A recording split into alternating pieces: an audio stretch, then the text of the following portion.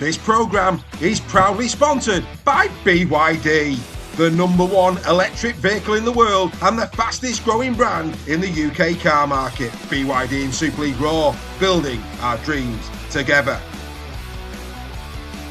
And the home of Super League Raw, the Bluebell in Warrington. Make this your pre- and post-game destination for the best food and drink in town.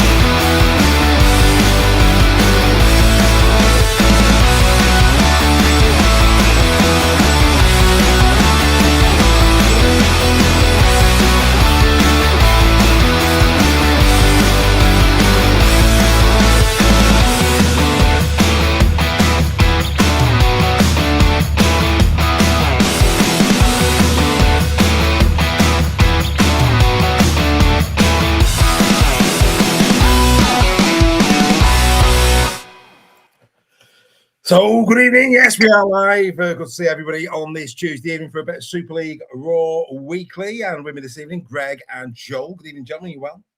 Very well, sir. Are you? Yes, not too bad. Mr. Scholes, are you well?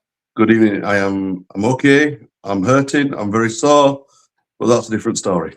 It is indeed. You strong man, you strong man. Get yourselves in the chat as always. We'll be giving you shout outs. Yes, we are live, so we can do that. Of course, with us tonight, Paul White, Carl Shaw in the building, Nigel Bennett, and Trinity Steve already saying good evening in the chat. Lots to discuss, of course. Lots to discuss. Hey, you go away for a week and suddenly there's news.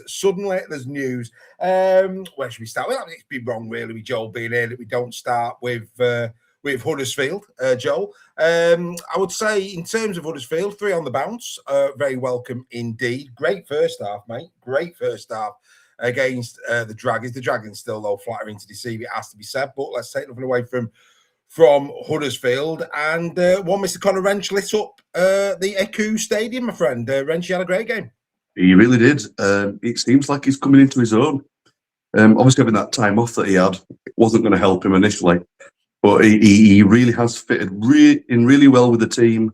You can clearly tell Jim's getting the best out of him. And surely that isn't the best yet to come. I'm sure there's a lot more in him.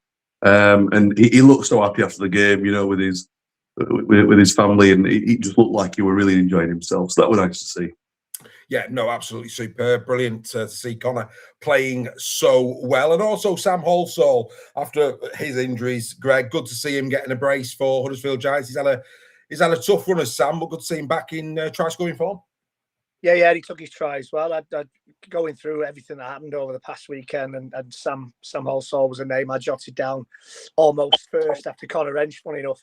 But yeah, am I right to say he was kicking the goals as well? Who, Halsall? Yeah. No. Did I get that wrong? Well, that's why I was writing his name down then. Oh, yeah, but apart from his goal kicking, he was brilliant. What a great start to the show. I saw him take a kick. Never mind. Saturday was a bit of a haze. But yeah, On a serious note, as Joel says, 3 on the bounce. Catalan were completely outplayed in that first half. They made a lot of errors, but they were forced errors. A couple of interceptions in there as well. And actually, Catalan started playing better when they went down to 12 men. Yeah, I thought Patchy's stays looked very good. That's the wrong thing to say, isn't it? Patchy's stays look very good. Very good. Very good. Moving swiftly on. But yeah, I thought I didn't think, even though Catalan got a few points at the end, I thought they flattered to deceive. So great win for Huddersfield and good to see. 9,000 in there as well. Just shy of, yeah, nice. That's it. I mean, I don't know if you've, I don't know if you've managed to catch the League Express podcast, but by all accounts, with Huddersfield having a full, nearly full stadium against Catalans, Joel, Martin Sadler's quite surprised you're moving to Dewsbury, a nearly full stadium. Do you know, regardless of whatever Huddersfield decisions Huddersfield make, there's always somebody that's going to have something to say about it, aren't they? What about positive? I'm saying it tongue in cheek because by all accounts, the AQ Stadium was nearly full. It looked full compared to what we used to. When I looked across, where the cameras were on where we sit, it did look quite sparse. But on the other side, where the cameras aren't underneath them, that did look quite full. It wasn't, but it looked it because we're so used to like massive patches.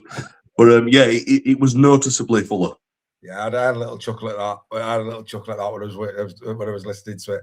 It was a long way from being full, albeit, of course, nearly 9,000. So, in terms of bolstering the attendance, it worked. It's good to see the Super League Raw community, the Tackle Talk girls, and yourselves there. And to those clowns that had something to say about other fans from Super League going to Huddersfield, go and give your heads a wobble. Is all I would say on that one.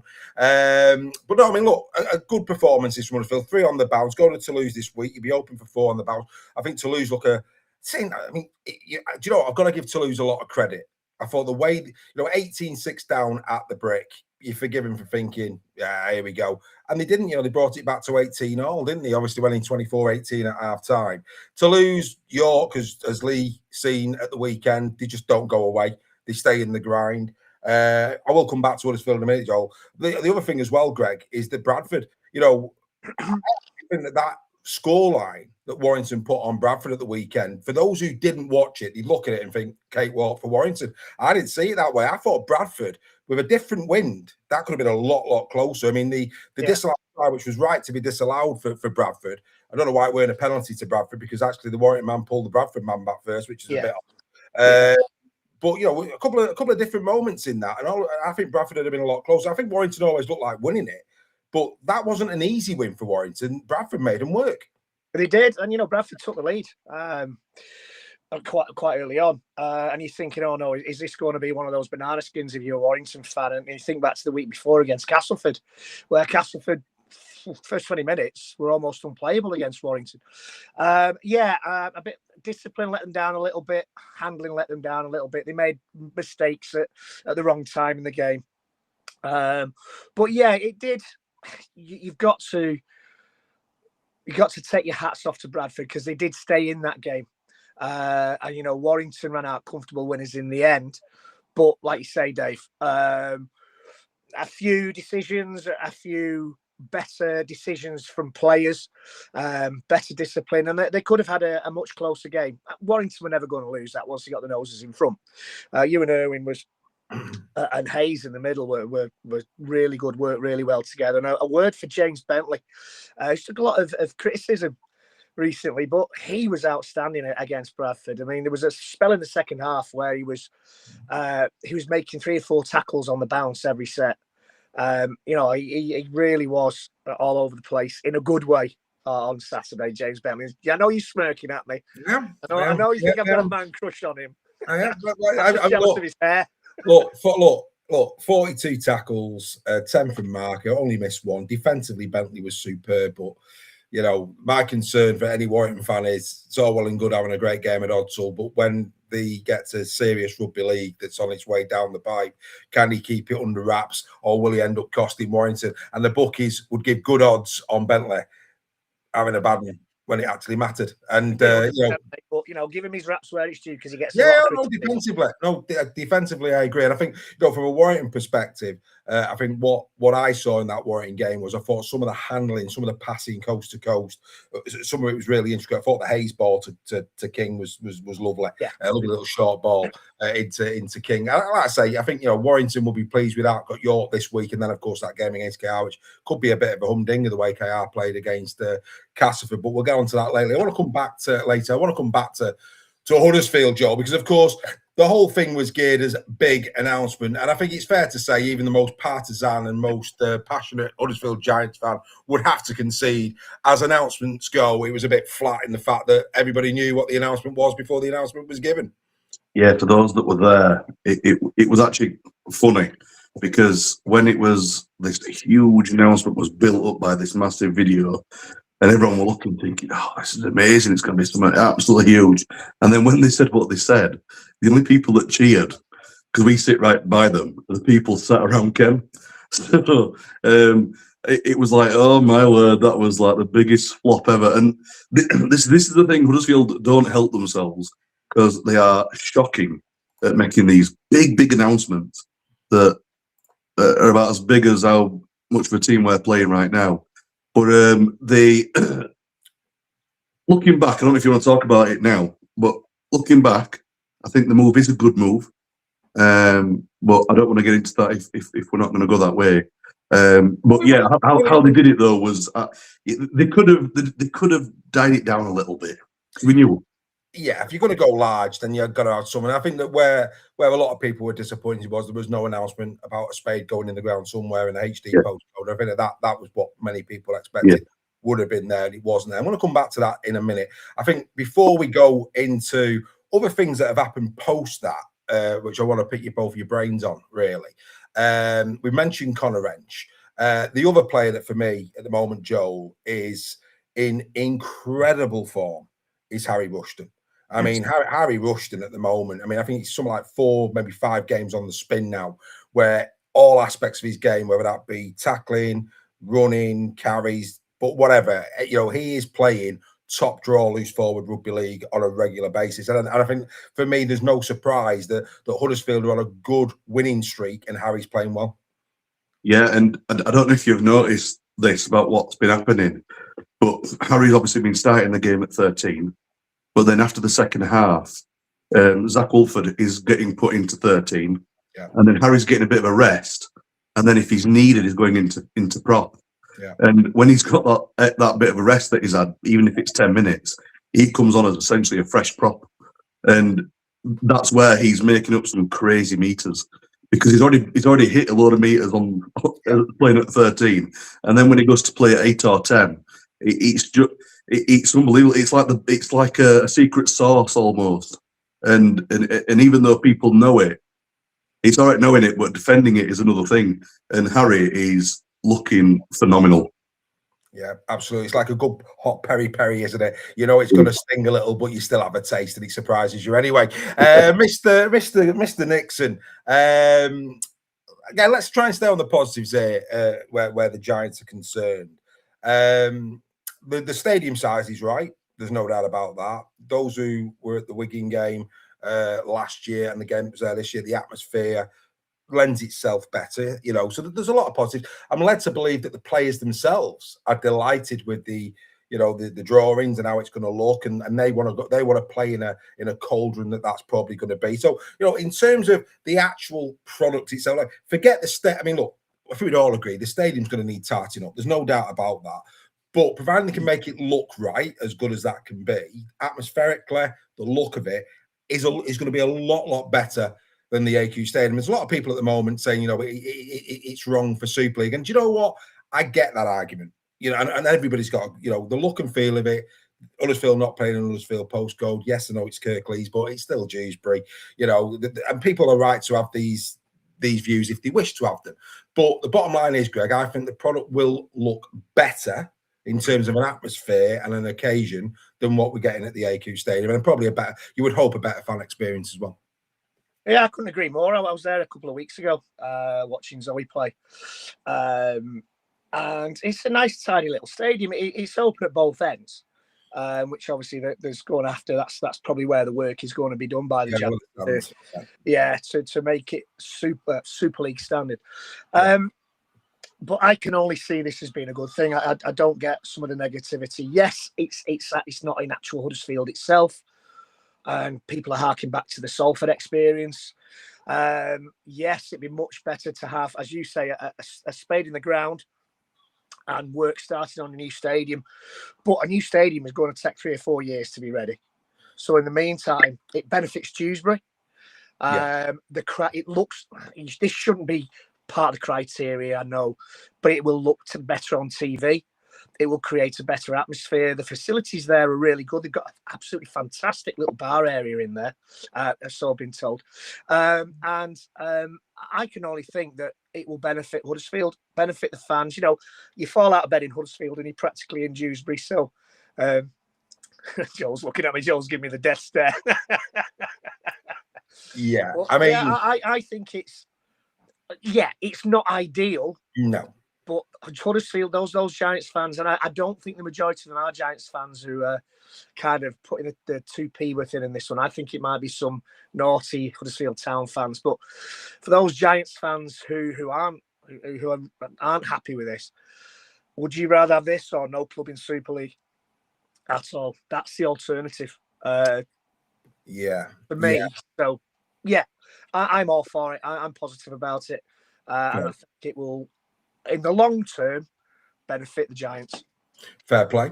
Nigel's been to the bar. Thanks, Nigel. Always a pleasure, mate. Hope you're well. He says it's good for the Giants. So Nigel's in. And Nigel's saying it's good for the Giants. Thanks for your support as always, Nigel. Hope you're well, mate. Hope you are well.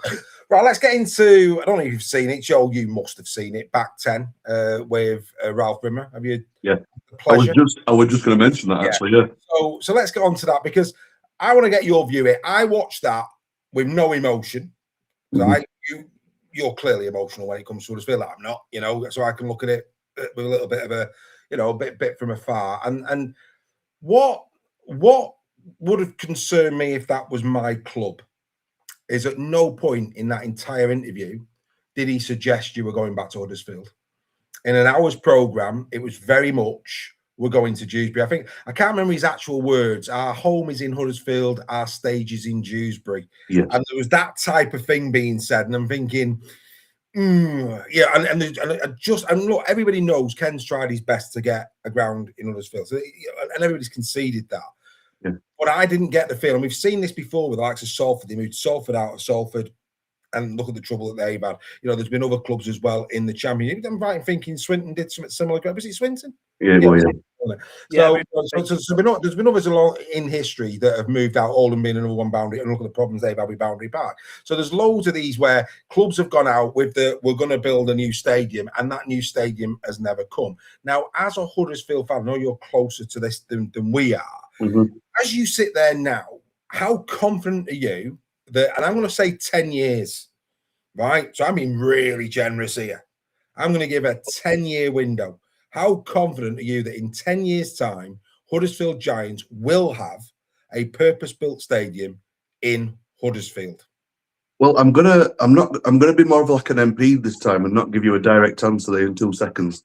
So then all over again. Go on, mate. No, if you allow me just a few minutes, because I'm really glad you said that, Dave. Actually, because I was gonna mention that interview because what I did was before I watched it, I said the same thing to myself. I'm gonna look at it as a rugby league fan and not try and look at it as a Huddersfield Giants fan. And it was the first time in a very long time that I thought that somebody from the higher ups at Huddersfield actually shed some light on some darkness that we've had for a long time. And I thought it was a very good interview, in fact. And he mentioned things that I think had to be said. And that is also a concern that I had, Dave, when I was listening to that. Mm-hmm. Though there was one word he used, and he said, right now, there's no home.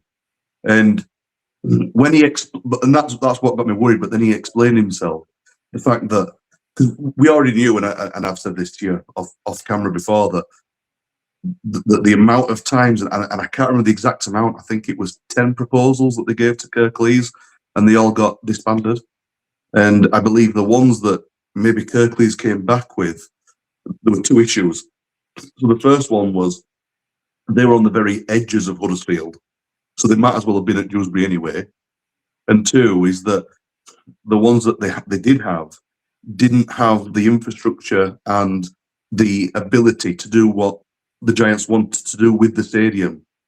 So what they're wanting to bring at Dewsbury, they couldn't have done in the areas that Kirklees were going to give. And I don't want to get into the political side of things, but just as regards the rugby, the directors said that we don't want to just go and put a stadium in Huddersfield where Kirklees say we have to put it and not be able to do what we want to do with it. He said that we want to give the Huddersfield fans the best fan experience that they can have, because we've basically never had it. You know, we've not been able to do certain things at the AQ Stadium, you know, like the double headers and the curtain raisers. But that's what they want to do. Certain things that they want to add on to the stadium, they want to get the right place. So the fact that he outlined that and said that, yeah, right now we haven't got anything, so we've been forced as way into Dewsbury. But the great thing is that Mark Sawyer was so happy with that, because this was another point, and this is for the Dewsbury fans, you know, and I think this was one of the questions in the chat tonight. You know, how are the Dewsbury fans going to feel? You know, are they going to lose their identity? Well, Ralph Rimmer said, on Dewsbury match days, you are going to know it's Dewsbury Rams. On the Giants match days, you'll know it's Huddersfield Giants. So, yeah, it's not ideal. Of course, no one wants to be having to play at Dewsbury, but it's the only viable option right now. So, could it be within 10 years? I would like to say yes. But it has to be, doesn't it? I mean, it has to be. It has to be. So let me ask you this as a Huddersfield fan. Yeah. If you aren't in your own stadium in 10 years, let's go 10 years into the future. If we were 10 years into the future now and looking a bit older, and we were talking back on this announcement this weekend, and there was no spade in the ground, what would your take be on this week's announcement? If it was based off our fan experience and what we experience as a fan now, I'd be extremely concerned, and I'd probably be thinking, you know, is this something that I want to renew? You know, because I've had a season ticket for 30 years. You know, am I going to get to the 40th year and think, right, you know, am I going to carry this on? No. But if they are wanting to do what they want to do with the stadium and make the fan experience that good, because I can only go by what he's saying, and what he said genuinely excited me a little bit. So I thought, well, do you know what? If they make it as good as they're saying they're going to make it, it might not bother me as much. But as it stands right now, yeah, I'd be very worried. Yeah, I mean, just because obviously we have spoken a lot about Huddersfield, haven't we, this season? It's got to be said. And my current position on this is it can't be, as a fan experience, as you know, when you go to a stadium, you know, you want atmosphere. You know, you want. I mean, I'm led to believe Wakefield Leeds was incredible this week. Incredible. You know, and that's what you want. When you walk into a stadium, you want to feel it. You do. Simple as that. You know, Halliwell Jones' season, Leeds, Wigan, etc. You know, you want to feel something. I mean, the Wigan one with Heather Small and all. I mean, that was built up, and it felt like something. Very difficult to do that at the AQ Stadium. So the optics and all the rest of it, I think in the here and now, as a spectacle, and hopefully as a fan experience for you Carbal Army fans, it's a must. It's a must. They have to get out of that stadium. It's just not conducive to exciting sport. And you're always going to struggle to attract new followers when you walk into that Goldfish Bowl and there's simply no atmosphere. So the fact that any new person, should you attract them, and hopefully you've got a lot of names off the back of who attended this week just gone, if you can attract those to Dewsbury and you can create that atmosphere, that's something to go back to in the short term. So for me, short term, yes. But as a rugby league fan, and because the Huddersfield Giants fans deserve it, this entire project has been sold on the premise that it's a short to medium term necessity, and that you will get a purpose-built stadium in Huddersfield. That will happen. Yeah. And if that doesn't happen, then I think we look back on this as the day that rugby league in Huddersfield died. That's my personal belief. I agree with that, Dave. The only caveat I'd say with that is, and there's only one scenario where I would be happy to stay at Dewsbury, only one, no other. There's no other debate about this.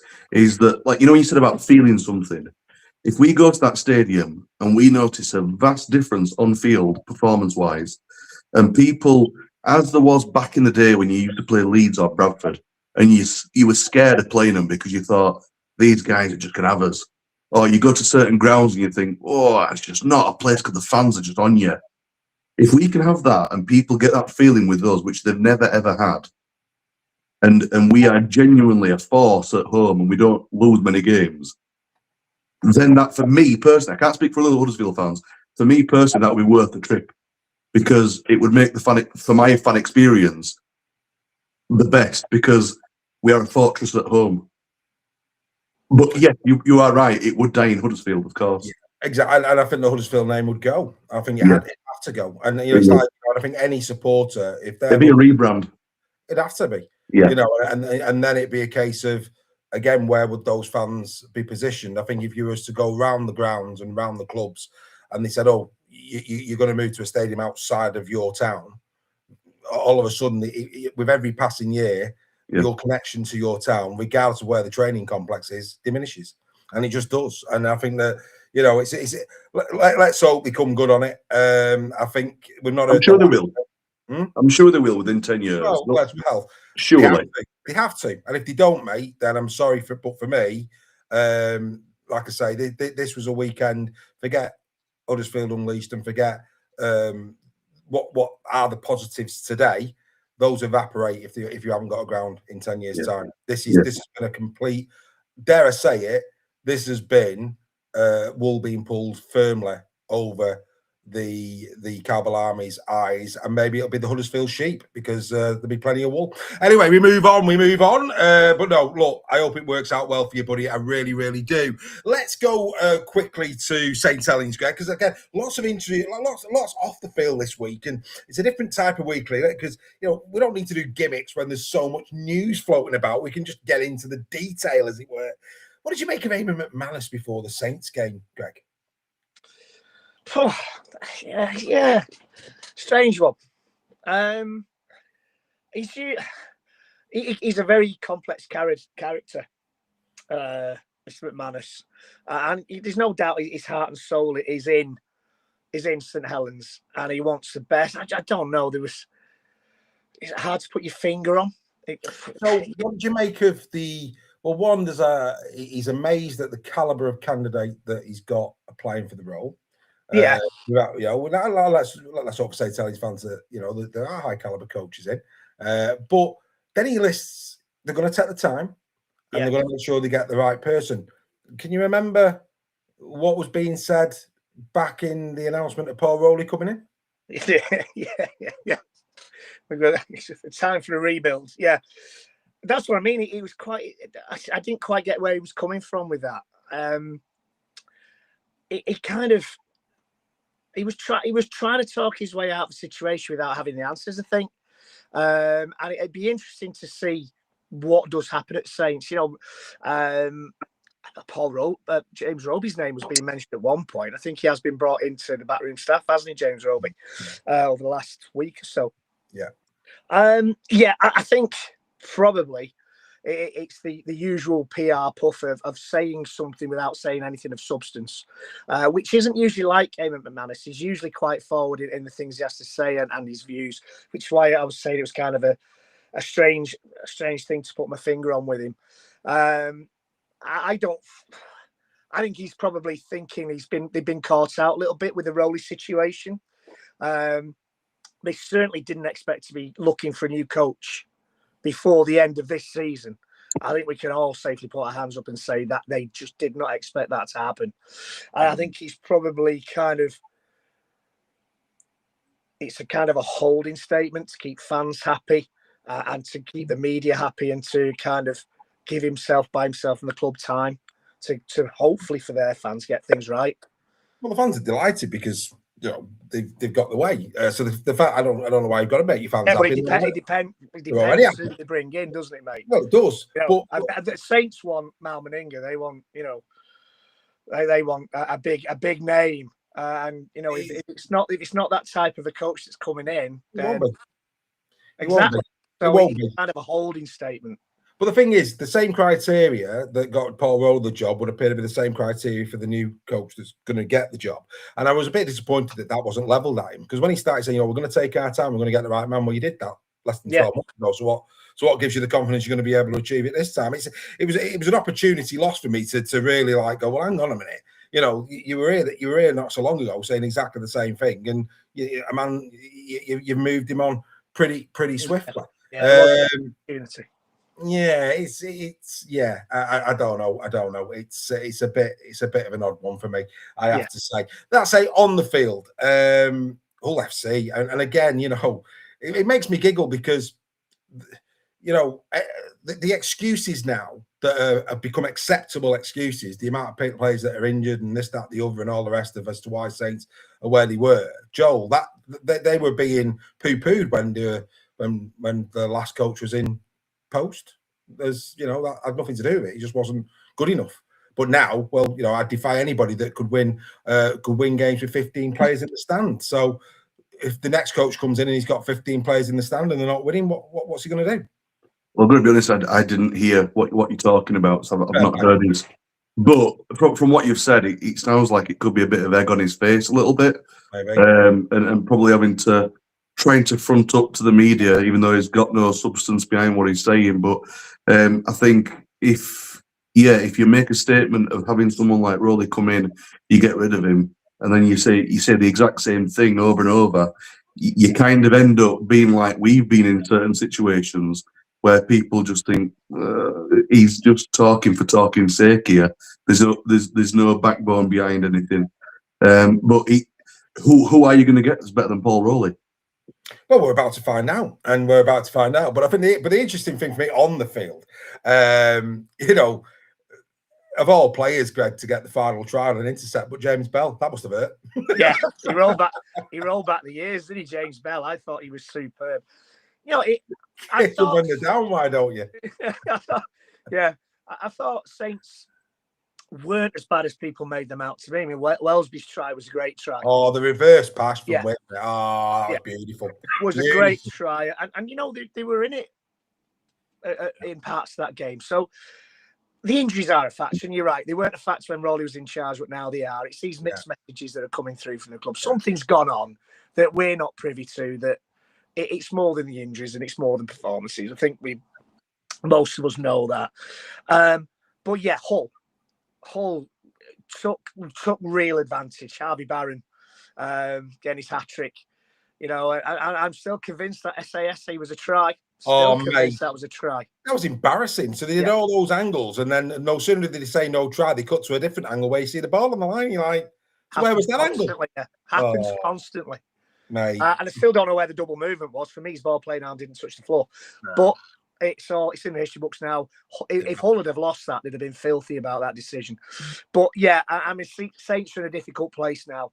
And sometimes teams get in a place where they just can't get out of the rut that they're in. We've seen it we've all seen that with our teams, with Warrington, with Huddersfield, even Wigan have been in that kind of rut this season and needed players back to get them out of that rut, and now they're flying. I think Saints, the end of the season can't come quick enough.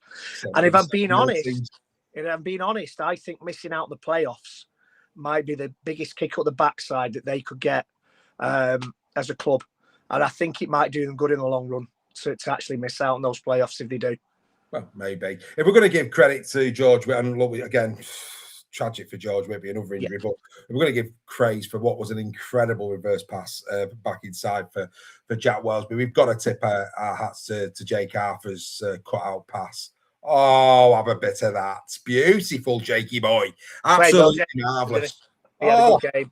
Oh, I'll tell you, beautiful. If anything makes you want to be mimic your dog, roll around on your back and have your belly in the air for a tickle, that pass was that. That was a beautiful pass. Absolutely stunning stuff. No doubt about it. Many congratulations to Jake Arthur on that one. Great win for FC. You've been gutted, Joel. FC getting a win. You were properly reeling them in, weren't you, mate? I was saying to someone, I said, I'm gutted because I wanted FC to lose for the points, but I'm really glad they won to, for obvious reasons. And just to put, I know we've finished the Huddersfield chat, but the Minecraft man's put some very good points in the chat there. You are right that the Kirkleys are a joke. Good evening, councillors. No, he's right. I don't know who you support, but you're making very good points. Fair play. Right, look, we're gonna have to go. I've already said about Toulouse. I thought, Toulouse 18 points to 6 down. Great to see him rallying. But that said, the second half completely belonged to the Wigan Warriors. I'm not so sure about the Bevan French try. Not so sure about that one. I have to say, albeit, I mean, Toulouse need to look at themselves there to allow him to crab across and to even have a sniff of that try was pretty poor defending. But the moment of the game, and how many times have we seen this, when French goes through and he kicks it out and field goal, it's just those two, Greg. But they're just,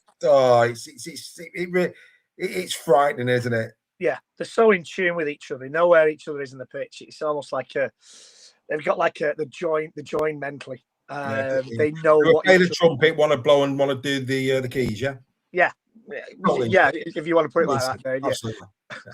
a little reach around for the hands to do the keys. You know what I mean? Oh, well, let's not go there, Dave. No, but if they play, they are in tune, aren't they? It's like they are playing the same instrument. Incredible. Yeah. Anyway, just got an awful image in my mind now. But yeah, it's almost supernatural. I can't speak. Leave the Kama Sutra away. We're not going there. Carry on, sir. Carry on. As long as they've not got the didgeridoos. Anyway, it's a supernatural almost relationship they have with each other. We've seen it time and time again. He breaks through. He's got no right to know where Jay Field is. Jay Field has got no right to know he's going to kick it. No. And yet it just happens, and it was a phenomenal try. That for me was worth the entrance fee alone. Yeah, to see that try, superb. And you're right, Toulouse were in that game for long periods, and I think they missed Ashelbot. I think he might have brought something a bit extra to them, but they fought back well. The Allberg try was a good try. So they came back. They came back well in that first half, but Wigan was something else second half. Mate, I mean, look, we've said about French. He's had seasons where he's been out for long periods of time, but he proved yet again. And people say, well, he played Toulouse, but he's done it time and time again. He proved yet again at the weekend that Bevan French can almost single-handedly win a game. I mean, Joel, it was frightening.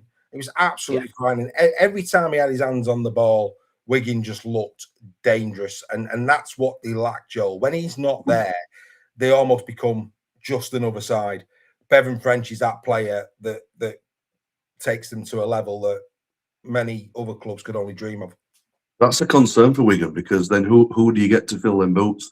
Because if that's the style of rugby that they're playing, and they are relying on one man pretty much feeding you everything, where do you go from there other than getting someone like an Nathan Cleary? Even Cleary, it's a different type of player. Of course he is, exactly. But that's the kind of levels we're talking there. They don't have to change the coaching style. And we said this, didn't we? We said at the pre-season that beyond their 17, it becomes very difficult, because who do you get to take his place? And unfortunately, Wigan have been found out when the players like Jay Field, Bevan French haven't been on the field. And unfortunately for them, that is their Achilles heel. Tell you the interesting thing about rugby league, Greg, and I think this season for me has been a little bit different in this respect, because I think when it comes to defensive drills, I mean, whether this is the case or not, I mean, I'm probably not accurate when I say this, but most teams go right to left. And over the years, that's what we've seen. Many teams will go right to left. Now, whether that means that right edge defence gets a little bit more attention because that's the area where the opposing team could be the most dangerous, I don't know. But with Wigan, the right edge, that French Eckersley and Hodgkinson partnership is absolutely frightening. Yeah, it's frightening. I mean, the pace. Eckersley's a hell of a ball player as well. I think Zach Eckersley for me is going to be in 3 or 4. I mean, Eckersley for me will be like we talk about the likes of Handley and Wardle now. You give him 3 or 4 more years and he will be that player that people go, yeah, Zach Eckersley, Rolls Royce of a centre, and because that's just what he looks. But that right edge of Wigan, that is very, very dangerous going into this playoff series. It is, and that's a huge advantage to Wigan because teams that are coming against them will concentrate on that, and that leaves the left edge wide open for them to probe down as well. And when you got something like Harry Smith in the middle, you know, we talk about French and Field being injured. I think Wigan lost those 5 games on the bounce when it was Harry Smith was out. Yeah, true. So you know, when people don't, a lot of people might not see what Harry Smith brings to Wigan when you've got the likes of Field and French, who orchestrate things so well.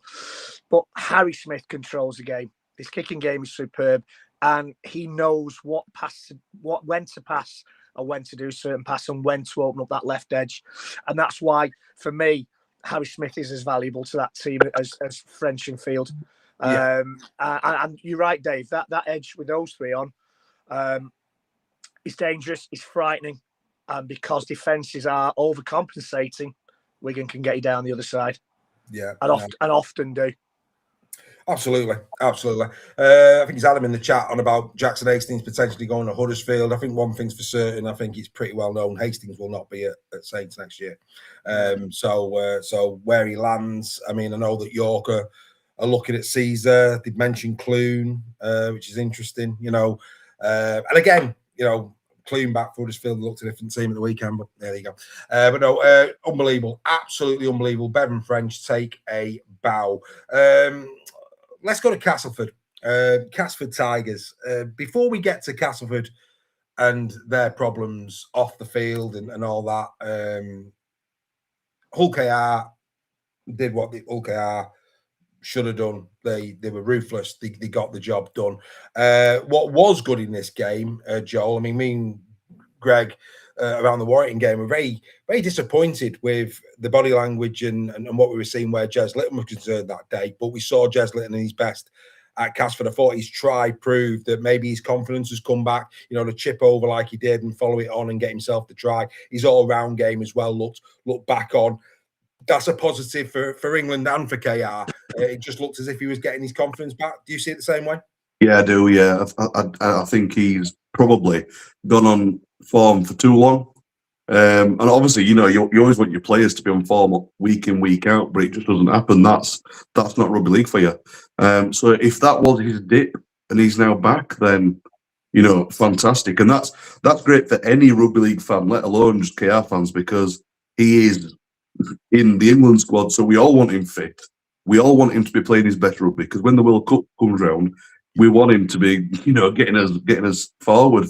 So yeah, he's outstanding. We're going to see it weekenders, just if he is back. Yeah, absolutely, couldn't agree more. And the other try that I thought was very, again, we've got to take into account the game was one of his dying embers. Tyrone May was incredible as well for KR, I have to say, at Castleford. Tyrone again in his best suit, playing his game of rugby league. He is a belting player when he's on form. But the Davies try at the end, I think it was the last try, Greg, where, you know, I think it was Tyrone May went through, gives it to Hiku, and then that offload from Hiku. Have a little bit of that, son. There you go. Beautiful stuff. I mean, if that was a bar bill, you'd pay the tab. It was beautiful, wasn't it? It was. Yeah, it was.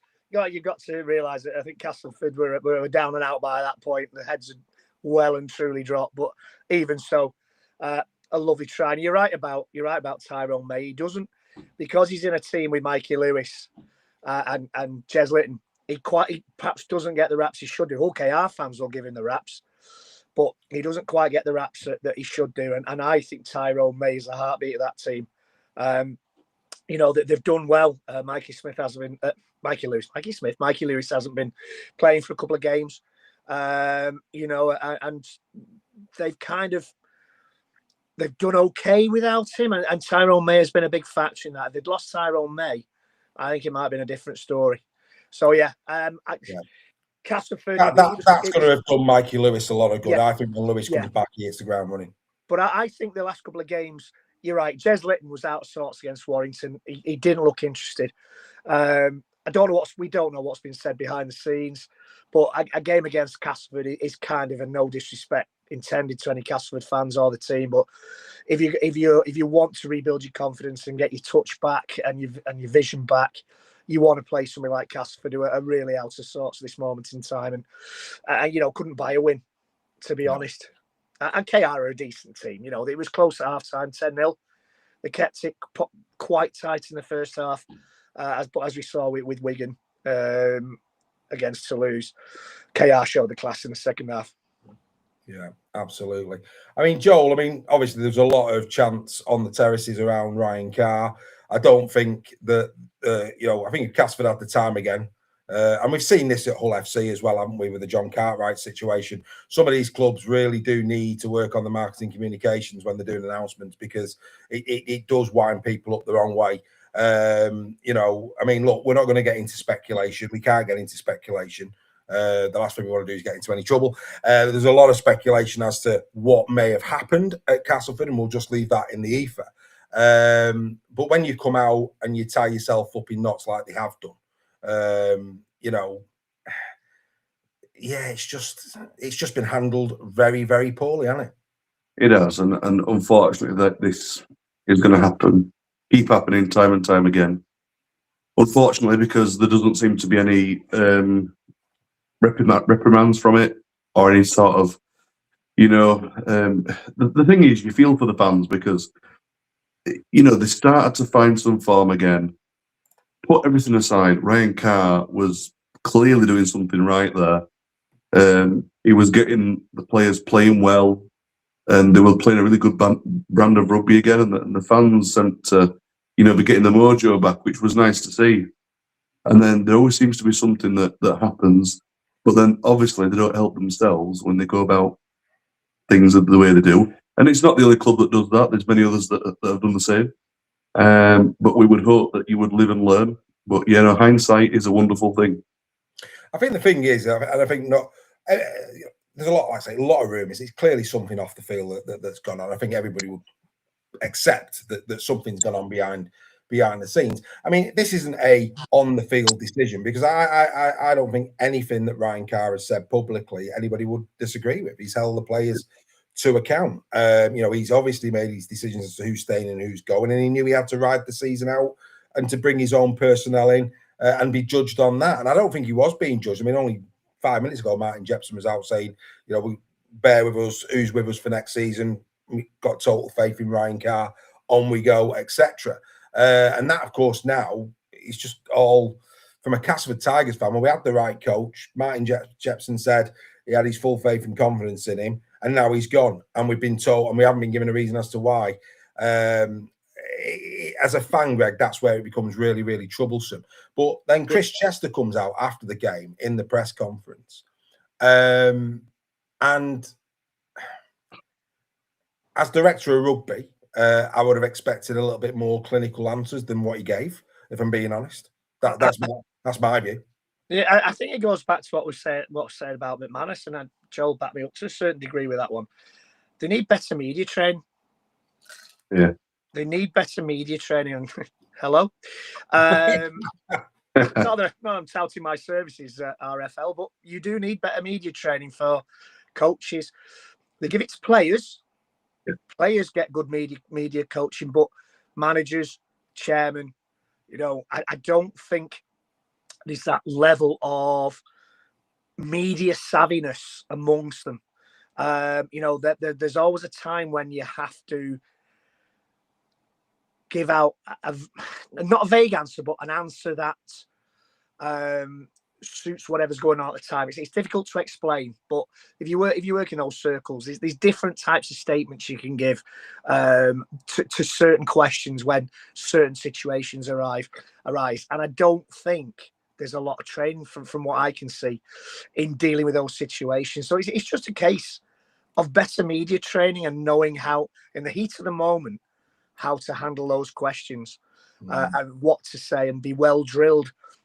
And, they've been in the game long enough. When Jenna is going to ask the questions, if something's happened in the week, you're going to get asked about that situation, that has happened in the week.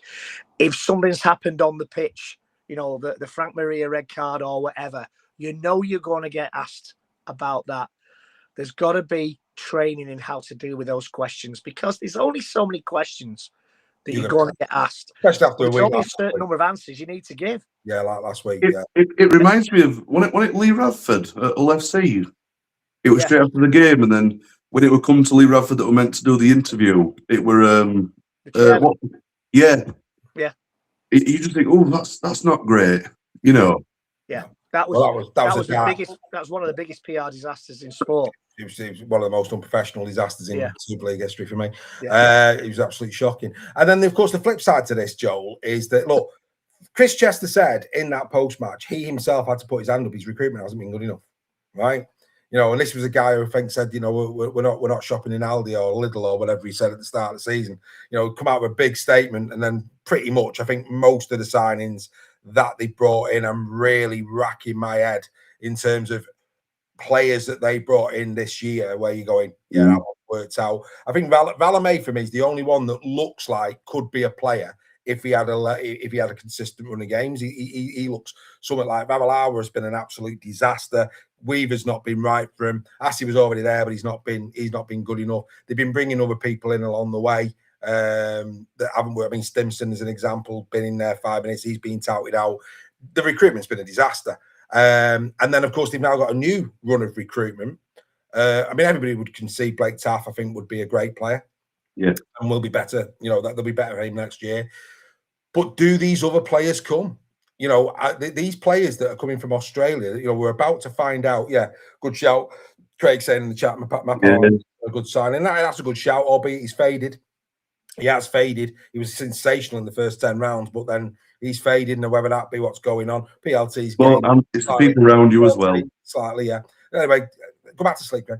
Anyway, but overall, the recruitment has been not Greg. Has been poor. Has been poor. Now, these players that are about to come in from Australia, have they signed because of Ryan Carr, or have they signed for Chris Chester and Castleford Tigers? We're about to find out, aren't we? Well, it's really confused me, this, because historically Chris Chester has been extremely good with his signings. Yeah. And his contacts are phenomenal. He's probably one of the best out there. Certainly British people that can get people to come over. So when he made that statement, no one batted an eyelid, because he's proven. Yeah. But yeah, come to Cass, and it's just not sent to have worked. But yeah, PLT, Mapapalangi, you know, Taff, understand it, good. But you know, once again, it's the players around you, and it's all right them playing well when they first start. You know, does it carry on? And it just doesn't seem to have gone well. You know, Dupree, yeah, he's good, but you know, to lose, isn't it? But you've got to say that they're reactionary and they're players that we know. Yeah. You know, these directors of rugby, Chris Chester when he was at Lee, now at Castleford, Steve Mills at Wakefield, you know, Chainbow at Warrington. I mean, the list goes on and on and on. They're judged on the marquees. Mm. That's you know, they're the ones, because they're the ones that are going to be demanding bigger elements of your salary cap. Yeah. And that's where your due diligence has got to be right. Now, you know what you're getting with Dupree, you know what you're getting with Jack Brown, you know what you're getting with PLT, because they played over it, and you know.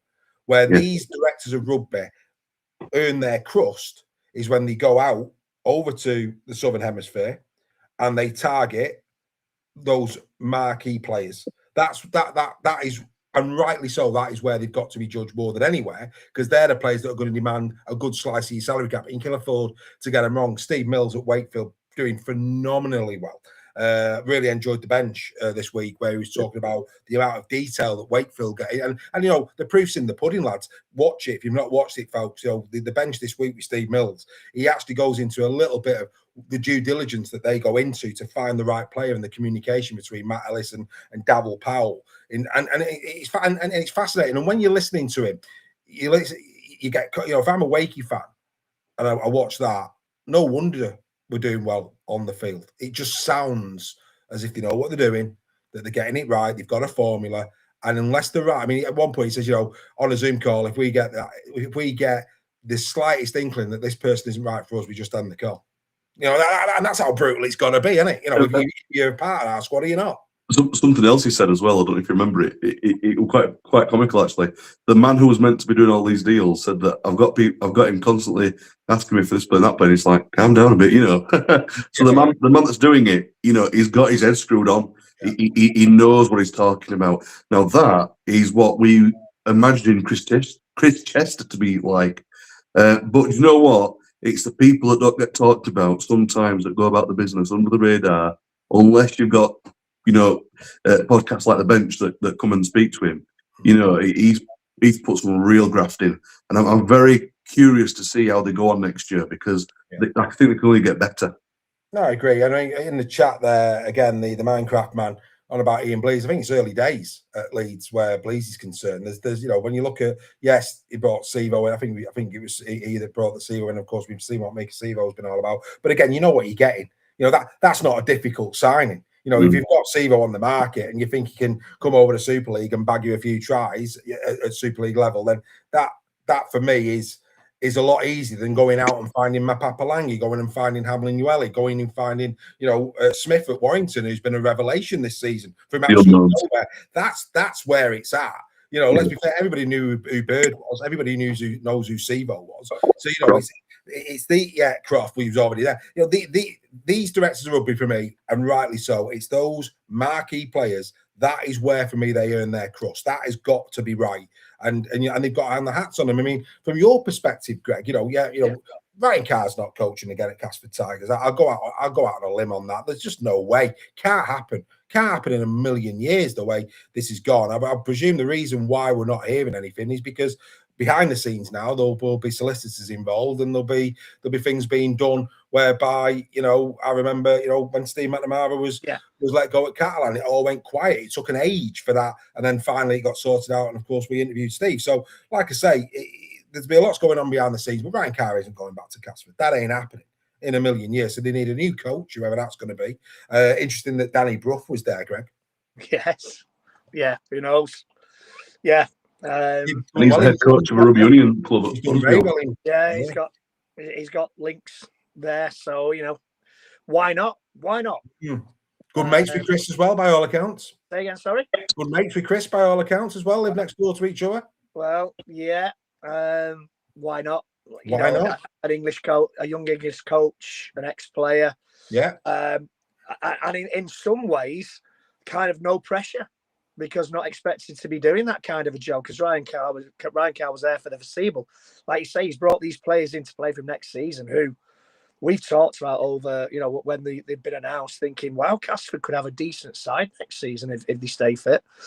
Yeah. But yeah, it's interesting times. Yeah, I think there's a lot of legal talk going on in the background now to make sure this is as painless as possible for both parties over there at Castleford. I think it's going to be very painful, and I think something tells me there's going to be some compromise agreements being signed in terms of what can never be said. I'd be very surprised if that is the case. A gagging order, sir. Yeah, but this is rugby league, mate. These things get out. I mean, like I say, on the wind, you're hearing so much. I mean, and I guarantee, quite a bit of it will be a little bit Chinese whispers, but some of it might not be a million miles away either. Anyway, Castleford Tigers fans, wow, another season where the hopes were built, and they've come crashing down. And in the same way I said about the Giants, in 10 years, if Giants haven't got a stadium, if Castleford don't deliver next year, I mean, I had to laugh. I don't know if you listened to Fine Luton's, for me personally, don't take this the wrong way, Simo. Fine Luton's comedy goal this week, because, when you've got Simo going on about Toulouse and Catalan, and the fact that they shouldn't be in Super League, I mean, as a Castleford Tigers fan, and you look at, you've just been pumped 44-0 by Hull KR. I mean, you've got to say Simo has got proper brass net there, hasn't he? You've got to give him his due. Mate. At least he says it out there, though. Good on him. Oh, yeah, he's out there. He's passionate, albeit he is in trouble for his language, but that's another story. But the bottom line is, like I say, for me, if a higher echelon team want to question Huddersfield, want to question Toulouse, Castleford, crack on, from your ivory tower. But I'm sorry, but if you're criticising a team that's higher than you in the table, that's wobble territory, isn't it? Is that wobble territory? It's got to be close. Anyway, Simo, hope you're well, mate. Hope you're well. Just all in love. But I did find that I was chuckling away at that bit, I have to say. Right, look, Castleford Tigers fans, like I say, you need a big season next year. Will these players come? I think over the course of the next 6 weeks or so, it's going to be interesting. Yes. Sorry, Dave, if they've signed contracts, they probably will come over. But the contracts mean nothing. Contract. Yeah, no, this is the thing. It depends what's if they do get better offers. Yeah, absolutely. I don't know. It might be a case where they come over and by the end of the season or even before, they've gone elsewhere. Yeah. Solicitors are very good at finding little loopholes that mean that these things can be backed out of. I'm sure they've been, we'll leave it there. But look, it's going to be very, very interesting to see what happens on the next 6 weeks at Castleford. Quickly go back to Saints. It was rumoured that perhaps Amir Bubba was going to Catalan Dragons and Solomona Fatape was going to the Black and Whites. Well, that ain't happening anymore because a team that's lost 3.3 million quid, whatever it is, and all the rest of it, and coachless. And it makes you wonder who buys players at Saints, doesn't it? No coach. But anyway, Solomon Fatape is going to St Helens. Now, again, on the face of it, this looks a really good signing. Start of the season, Fatape was flying. Again, gone off a little bit, but that might just be the state of play at Catalan. It must be very difficult to be a part of the Catalan's Dragons at the moment. I think we saw enough of Fatape, Greg, at the start of the season to suggest that actually this is better business from St Helens. Yeah, I think we can safely say that this is a decent signing for Saints. As you say, he's faded a little bit, but then so have Catalan. They've had some, haven't we? Hasn't every team had a few injuries, a loss of form? I think this is a bright spot for next season, for something to kind of build around. You're a Saints fan. I think he's a decent player, and he'll score some tries. And he has got or should have a higher standard of player around him, again, without being disrespectful to Catalan. Yeah. But you would expect that whoever the new coach is at Saints, that they will be of the caliber that will attract some big name signings, and I think he might thrive in that environment. Yeah, I think we'd all agree. I think Fatape's shown enough. And what it sounds like, Joel, Nene McDonald is now certainly, it's not worked out again for McDonald. His injuries have plagued him this year. Sounds like Saints want rid of Nene. And I think any of the, if I'm one of the Salford boys at the moment, especially with all the noise around the Salford players that are in the Saints team, again, you probably won't be sitting very easily at Saints at the moment, would you? No, would you? Because it's, it's all fair game now, really, because a coach has gone, who's the next people to look at? It's players. It's never the people in charge, is it? So I feel for Nene because when he is fit, he is an extremely good player. And when he was playing at Saints, we all were waxing lyrical about him because he is as good as he's proved to be over the years. On his day. But unfortunately, injury hits them all. Like Clooney for us, he's a great player when he's playing. Yeah. But if he's not playing enough games, he's not worth his money. And that's a real shame because Nene, when he wants to play, he's cracking. But the thing is, Fatape is a different thing because he is tried and tested. And I don't think you can have that same injury issue with him. Fingers crossed. He's got more in the tank as well, I think, as well. Yeah. It's a great move. Again, I do chuckle because what went on at Saints, the Percival situation and this, that, the other, and then it gets announced that Fatape is coming in, and all of a sudden, Percival needs to go, and you're just like, oh my life. It's just, honestly, it is. It's the gift that keeps giving. It's just so funny.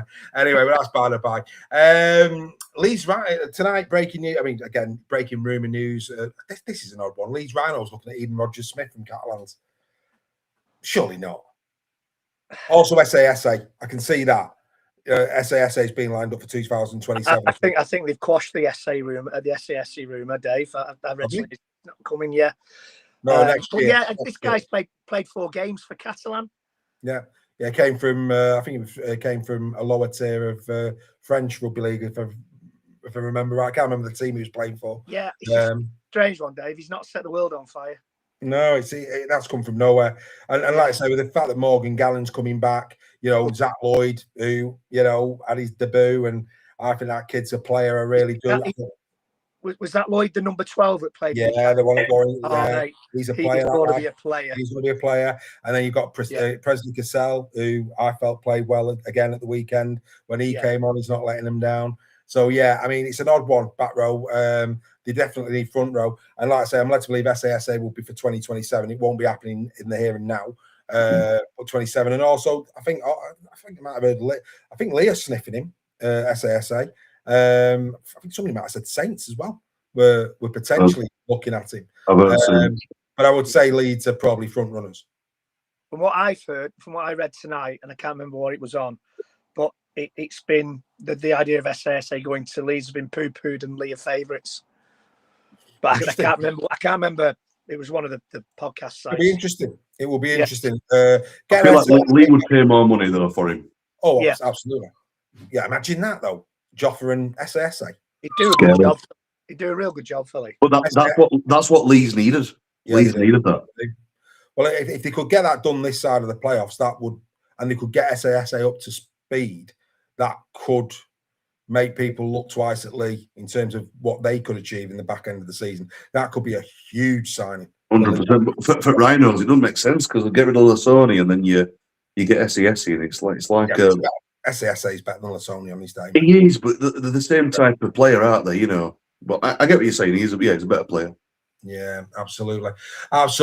No, really, really good. Really, really good indeed. And of course, also coming out, Joel, Davy Litten off to Wakefield Trinity. Yeah. That has a feeling. I'm surprised. But do you know what? I don't know. And again, I'm just completely speculating. I've not heard this from any source. It has the feeling of that's a player decision as opposed to a club. I can't see how Hull FC would want to lose Davy Litten. I just don't, because let's be fair. Last season, I think Martin this year has been a bit off for FC. Whether that be second season syndrome, I don't know. But one thing we all said last year was the combination between Litten and Martin at FC was probably the one shining light. Them and SASA was probably the only real shining light from 2025. Yeah. So I can't believe for 1 minute that the FC would have wanted to have lost Davy Litten. Credit to Wakefield going out and getting him. Fresh environment. Interesting one, 4-year contract as well. Do you think he'll be sat on the bench a bit though, that Trin? No. Don't you? No, I'm a great fan of Corey Hall, but I put Davy Litten above Corey Hall. Yeah. Right. Okay. I like Corey. I don't think Corey Hall's nothing. He's just a good, steady player. He's Corey Hall. He's great. But yeah, for me personally, I'd be interested to know what the Trinity fans think of this. But I will put Davy Litten above Corey Hall. I think apparently Wake have paid a substantial fee for him, mate. So really? Financial. Yeah, he's playing then, isn't he? Yeah, he's playing. Yeah, he's playing. All interesting. But no, that's a interesting bit of business. Once they go and finish off the Robertson one and get him in, it's going to be some team, isn't it? There's a rumour at Huddersfield. The podcast can't see my face as I say that. Go on, Joe. There's a rumour at Huddersfield that keeps increasing. Tony Francis. He's classed as Gold Coast, but he's on like loan, isn't he? No, I think he's in Queensland Cup. I think. If that's the case, that would be a good signing. But I imagine that would be replace Gagai because everyone's after Gagai now. Even you guys are after him. Yes. And again, Greg, go on. You're shaking your head. Why are you shaking your head, mate? I don't think we need Gagai. Yeah, on his day, he's a good player. But we've got Aaron Lindott coming through, come back from injury. Hopewati's done well this season. Smith has done really well. He's kind of... But is Hopewati going to stay, though? Yeah, he's there next year, right? Yeah, he's there next year. Right. Then we've got Zach Gardner coming through as well. If Zach Gardner can stay fit, he's a decent centre. He's not as good as Gagai, though. No, but I'm going to say it. He has nowhere near. To be. If no, but look, you've lost King. I mean, and King's gone. Yeah. So, but the thing here, I think it's an odd one in the fact. Well, it's an odd one in the fact that I hear what you're saying about Gardner, and even you throw Lindop into the same thing. But these are two players that for the last 2 seasons have been big, like massively injury prone. Yeah. So that might be in the psyche of, well, look, would flip this the other way. As you sit there now, Greg, are you comfortable going into 2027 with your, because you want to go in with 4 centres. Ideally, you want, and we know that Warrington have got a bit of fluidity in terms of Josh Smith can play centre or wing, Hopewati can play centre or wing. So they've got a degree of fluidity there, and Lindop the same. But at the moment, you're going in. I want to mention Jake Fewlis here because he's not had a look in this year. You've got Lachlan Webster, who, again, was on the right wing this week, with Kai Taylor-Ray coming back. So, again, that's an option wing as well. But in terms of out-and-out centres, would you be comfortable going into next season with Josh Smith, Hopperwarty, Aaron Lindop, and Gardner as your 4 centres. Yeah, I would personally. Even with the injuries. Yeah, personally, I would. Wow. Because Gagai is 31, 32. Yeah, but he's playing. Yeah, he's a good player. But, Warrington have based a lot of what they've spoke about this year on promotion of youth, and they've done really, really well at that. What does that say if they bring a 32-year-old, no matter how good, in over the likes of Lindop, Gardner? We've got strength on the wings now. We've got strength at fullback.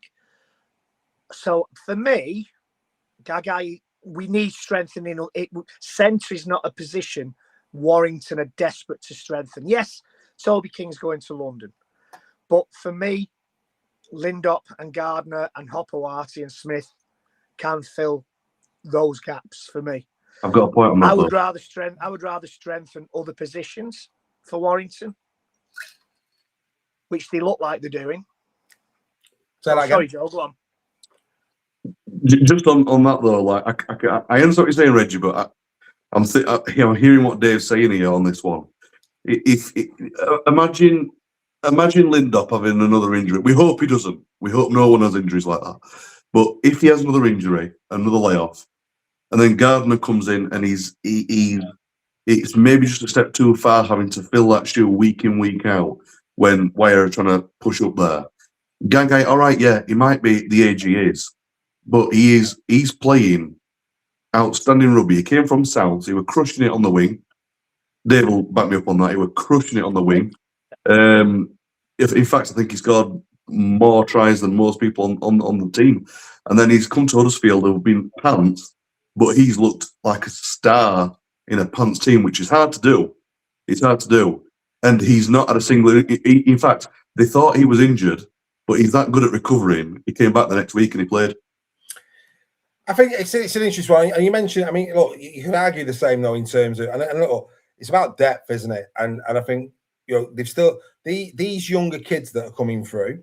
I mean, you look at, for example, Sam Stone's in the squad this week. And yet we've got Adam Oldroyd, you've got Tom McKinney, you've got, the list is endless in terms of, players that Warrington have got who can come in, got even Max Willis. We've got so much depth in terms of youth in pack areas, but you need experience because these younger players, and you could argue, well, you've got Hopperwarty there. You've got to remember even Fulis for all of his games, he's still only 24. So it's not like they need. Whereas with Gagai, he brings with him not just that ability to play, but his NRL experience, his off the field experience. He can help to nurture these players. So I think you do need in these positions players that can bring them on. And so it's like, for example, I mean, I was very disappointed with Riley Lum 2 weeks ago. He looked a shadow of what we saw earlier for Leeds. But then you've got Alfie Edgill, who's now out for the season, which, unlucky for Alfie. I read that today. That's a real shocker for Alfie Edgill. But it's same with Sevo. Not only is Sevo producing what he's producing on the field, same with Ryan Hall, but it's the experience that they can put into these younger players. And that, for me, in those areas, if you look at, again, Hopperwarty, who's probably the senior player there in terms of out-and-out centre. You've got Lindop, you've got Smith, and then you've got Gardner as well. Where's that person? And that is, for me, why there could be a little bit in this, because Gagai would bring with him so much experience that on the training pitch would improve Gardner even more. And again, that's not to say that Gardner and Lindop aren't playing. It's not to say they're not playing, but it's like what we're seeing this year. It's that ability to move the squads around and to rotate and all the rest of it, which is, Warrington are about to go into 3 games in 10 days. They call Max Wood from Hull FC. Williams is going to be back against York. Do I think Williams plays all 3? I'd be amazed if he did. So again, at key points of the season, that ability to have players that you can move around and you're not rigid in terms of, and that's been the criticism of KR, isn't it? By KR fans, is that Willie's been playing the same team time and time again. And that was why they were saying he looked tired, etc., albeit they seem to be coming good again now. But they were saying, weren't they? The ability to rotate, they should be rotating more and freshening it up. Gagai could give that in that position. Yeah, I hear what you're saying and the valid arguments. But for me, Gagai doesn't come just to give advice to young kids and then sit in the stands. Gagai comes to play week in, week out. for me, it doesn't seem the right fit in what Warrington are trying to do, in what Gary Chambers and Sam Burgess have been saying over the last 2 years, that they want to promote the youth. Toby King, Toby King's been working with those players for the last couple of years. A lot of them, the youth as well. Hopewell, and Smith this year. So you've had that experience centre giving that advice. Now it's time for them to step up. For me, and for me, yeah, I hear what you're saying. Gagai is a very experienced ex-NRL player who scores tries, and when he's he has had some injuries, but on his day, it's supreme. I mean, he won the game against us. He beat us single-handedly at Halliwell Jones last season. Gagai, he was superb. But for me, I don't think it's the right kind of message that Warrington want to send out if they sign Gagai. At this moment, it's just a personal feeling there. Nobody's more passionate about these kids coming through than I am. Nobody. But you need to have older heads in there as well, and you've got to also consider there will be older heads in there. Well, you say that, but you've also then got the 2 props that they're bringing in from the NRL are only 23. Yeah.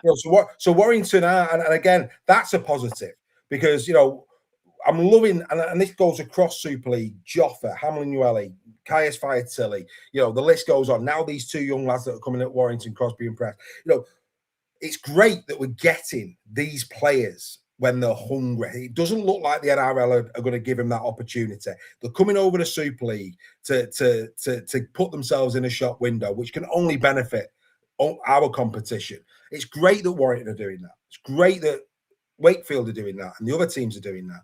I just think for me, Warrington it's all about timing. It's all about where these players are going to slot in. I think, Lindop, mate, I agree. I mean, I think any Warrington fan would say, and anybody who's seen Lindop come through the system knows that lad is a player. Yeah. And he really is. And it's one of those heartbreaking situations at the moment where God, and I hope this isn't the case, but injuries could severely dent that kid's career, which is a shame because he's one of the most naturally gifted rugby league players you're ever likely to see. He is a role. It's like Irwin, but in a different position. I mean, we'd all say that about Irwin. Irwin is a Rolls Royce of a player that's coming through. An absolute Rolls Royce. It's incredible what he's achieved this year, and it's the same with Lindop. But it's now or never for Lindop. I mean, if Lindop was to have another big injury, I mean, it's good. He needs to come back. It's like everybody was concerned over Ben Curry when he did his ACL all those years ago, and fair play to Ben Curry. He's playing some of the best rugby of his career now. So and Ben Curry did it twice as well. Yeah. So and there is that, but I do genuinely think Lindop now needs to get fit and get going. Yeah. And I think, and I wouldn't disagree. If a fully fit Aaron Lindop was to line up next year alongside Smith, Opawati, whoever on that right hand side, don't be any Warrington fans worried. But it's what if? It's that what if? And I think there's certain teams this year who have done really, really well. I mean, you look at Wigan. Look at all these contracts that they're giving out to Field and French, and look at what's coming through. They're not worried about it because they know over a 27-round comp, those lads are going to get enough games. And they will get enough games. I just think there's a bit of life in that. But interesting over these 2 new props that Warrington are bringing in. Both 6'3", about 105 kilograms, look big units. But it's going to be interesting to see, are they in the mould of Fiatilli, Hamlin-Uele, Offengawi? And we won't know until they go on the field. And I tell you what, Davey, if Wakefield could clone Uele and Fiatilli, I think they'd have a great tilt at Old Trafford this year because when they come on the pitch, when the pair of them are on the pitch together, Wakefield look a different side. 100%. That try, Joel. The try, Joel. Right. Fiatilli's run. I mean, it didn't quite get him in my team of the week. We'll do that in a minute, but it was a hell of a run. Fiatilli. I feel sorry for Ozik's pocket because he's going to be getting some right money at the end of his contract if he carries on. Who's that? Fiatilli. Oh, mate. My word. I mean, it's like for me at his age, Hamlin-Uele's another one. Those 2 are absolutely in the shop window for the NRL, 100%. If they can get if they have another season next year like they've had this year, and Wakefield pick up some silverware, those two, I mean, I know they've got them on good contracts, but those two have got a shot at going back to the NRL, no doubt. And Wakefield have got a good problem then. Absolutely. And they keep finding these players and bringing it. And like I say, if you watch that Steve Mills bench, let me tell you now, I would have no worries if it was Wakefield, because it would appear to me that they have got a wonderful formula for identifying talent in the Queensland Cup, New South Wales Cup, and bringing them through. So that for me is very, very interesting indeed. You know what, Dave? Just on that note, sorry to interrupt you. I think New South Wales Cup, Queensland Cup is the way forward for a lot of Super League sides now. We've unearthed some absolute gems from those comps. I think somebody said in a chat on one of the social media sites when Warrington announced those two signings, how refreshing it was that we weren't bringing over a 33-year-old Aussie looking for a final paycheck. And, let's bring these hungry players over, like you say, who want to have a crack at the NRL and know that Super League, they do well in Super League. Look at Fatili, look at Ueli. Awesome players. So, I think it's a way forward. I really do. Class, mate. Absolutely. And as well, it's like it's a good conveyor belt. We don't want to be the feeder club to the NRL, really. We'd love to be competing with them. But the great thing is that the Super League is a bigger product than the Queensland Cup and New South Wales Cup, just because we are the competitors to the NRL, nobody else is. It means that we get to see more talent that's across the pond. We get to see some fantastic players get opportunities. And it means then that the likes of like the championship clubs get to have some better players that might not be getting some Super League time right now. So the whole product of Rugby League just gets better. Well, I mean, the champion, it's like you in Dewsbury next year, isn't it? Yeah. I think more and more we're going to be getting into some sort of like NRL model. But, I mean, again, people were talking about player pools not good. I mean, there's still people chiming on that 14 teams hasn't worked. Now, maybe I'm daft, I don't know. But for me, well, what do you want? I mean, had the teams like Huddersfield, FC, Castleford been up to speed this year, perhaps the other three would have finished. But what I love about those three teams, which with the greatest respect, at times we haven't seen at Huddersfield, we haven't seen at FC, we haven't seen at Castleford, is they fight for 80 minutes. Every one of those teams that have come up this year are fighting for 80 minutes, and that is the bare minimum standard for me of any side. And that's what's been refreshing, that regardless of the personnel they put out on the field, they played most parts. Even against Wigan, York against Wigan, they rallied at the end.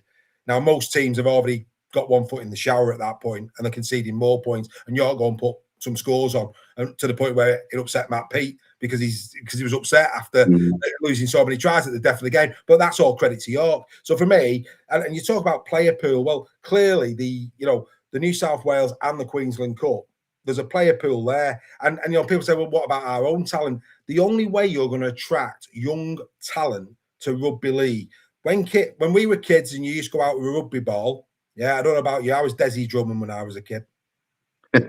Yeah, I was Desi. Desi was my man. How many young Wigan lads? They're not going, with the greatest respect to Liam Marshall, they're not passing the ball pretending to be Liam Marshall. They're passing the ball pretending to be Bevan French. Let's be, if you go to Wakefield now, how many kids are growing their hair to look like Caius? Yeah, let's be crystal on that. So these players gain interest from younger fans. They then go and join the local amateur team, and that's how. And they're the next crop that are coming through. And their idols. They try to replicate the skill set of their idols that have just been mentioned. So for me, we've got to look different rather than poo-pooing these things and being a little bit like, oh no, we don't. Of course you do. You want players that are going to put bums on seats, and they're going to inspire young kids who can play any sport they want in this day and age. Inspire young kids to be rugby league players. And with the greatest respect, all of these players that we're talking about that have come over, yeah, if they're not over here, we're poorer for it. Yeah, I've got a question for you, Dave. Go for it, mate. Because I've got an opinion on this, and Reggie as well, because Reggie watches NRL. Do you think people that make these comments about the player pools watch NRL or actually have any knowledge of it? The reason why I ask that question is because the NRL have, forgetting the NRL, look at the Queensland Cup and New South Wales Cup. there are people bursting at the doors trying to get into their academy clubs, the feeder clubs of the New South Wales and Queensland Cup. They're turning young players away that aren't getting to play rugby. People easily in Super League have 20 teams. And people that are saying these things will laugh at me for saying that. But they clearly don't know what they're talking about, because we could have the full crop of the best Queensland Cup and New South Wales Cup players coming to Super League, making up another 4 or 5 teams very, very easily. And they would then give the opportunities for their grassroots players to come through there. And that feeds through to better grassroots. I don't know if you agree with me, but I think that is the case. They don't have enough knowledge about what's out there. They don't have enough knowledge. And the flip side, I mean, and again, you look at Lee, good case in point, in terms of the players that Lee have brought over. They've not been those, but they haven't been those older statesmen's players that have come over. Your David Armstrongs of this world, your Joffers of this world, Ebony Pape. These are players that let's be fair, have increased and improved the standard of the game. They're improving the standard of the game over here, no doubt about it. But then you look at, with a great respect, you look at other clubs. Let's look at LFC.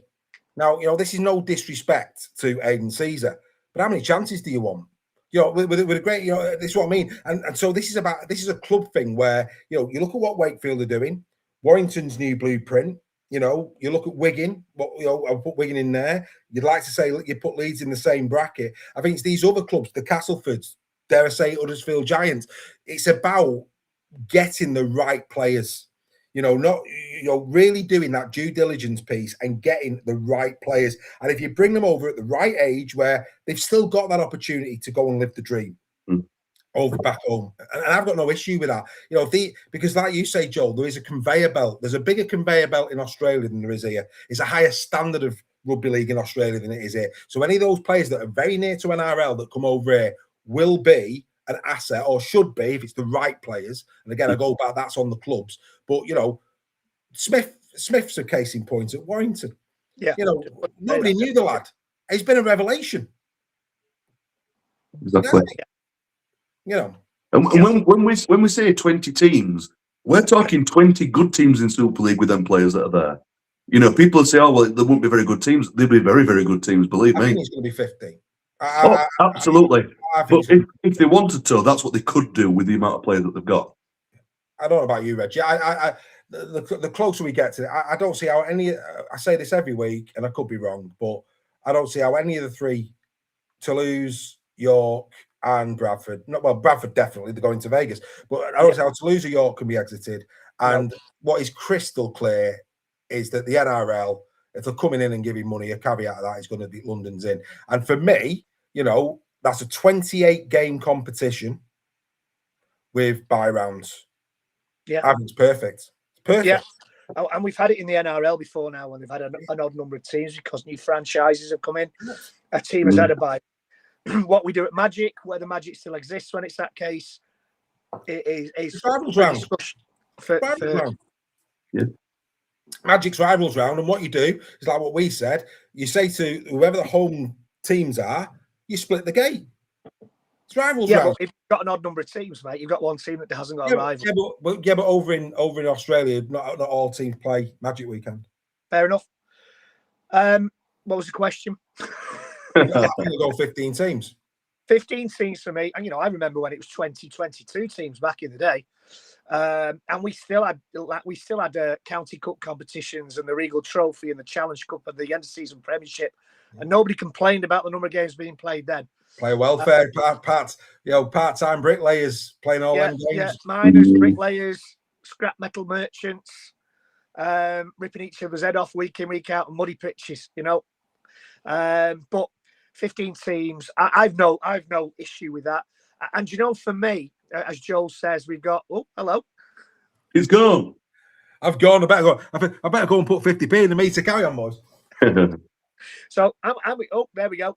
How are you, Joel? But these players down under who aren't quite getting a chance at NRL are certainly good enough to play Super League rugby. And I think a lot of fans are tired of seeing players come over from Australia, as big a name as they are, for that final paycheck. Yeah. Very few of them have been seen as a success. I think we can count Paul Vaughan as a success. He's acquitted himself really well. There are other players that have come across that have done really well, but a lot of them haven't been haven't been honest to themselves or the team that they signed for. And I think that's the way forward. Getting the young, the hungry Australian players, New Zealand, South Sea Islanders across here. Players like Ipapi. It doesn't have to be Australian. The Kiwis, the Samoans, the Cook Islanders, the Fijians. Ashton Sims was a ex-NRL but a Fijian. It's that base that these players want to play. They want to establish themselves. They want to get that shot, and by winning a grand final, they're going to get that shot. So I think it makes a lot of sense to increase the number of teams in Super League. And these people who say there's not a big player pool have not gone around the parks on a Saturday and a Sunday morning and seen the number of kids, the number of boys, encouragingly the number of girls playing rugby league around the heartlands of rugby league. It's encouraging. And in London, there are plenty of rugby league teams down in London as well. We need infrastructure, Greg, and this is why, again, the NRL come in. The pathways is a very big area that you want to ring fence some money for. It's pathways for that exact reason, because without the pathways, you're not there. And of course, it's come out this week over. I think somebody in the chat said about people and it's coming out and saying, things might not be right. Well, it's called poker, and it's. I think we're too far down the track. I'd be amazed if the NRL don't come into the sport, but we will wait and we will see on that one, is what I would say. But no, very, very interesting. But it's good to see. And having a buy round or buy fixtures would be great for player welfare. It would help reduce some injuries possibly, and we'll just see better rugby. Correct. Absolutely. Let's get Team of the Week done. Here we go. The Super League Raw Team of the Week is proudly sponsored by the Pentagon Motor Group. Visit their website today to find the make and model that you desire at the right price. It's the Super League Raw Team of the Week for round number 22.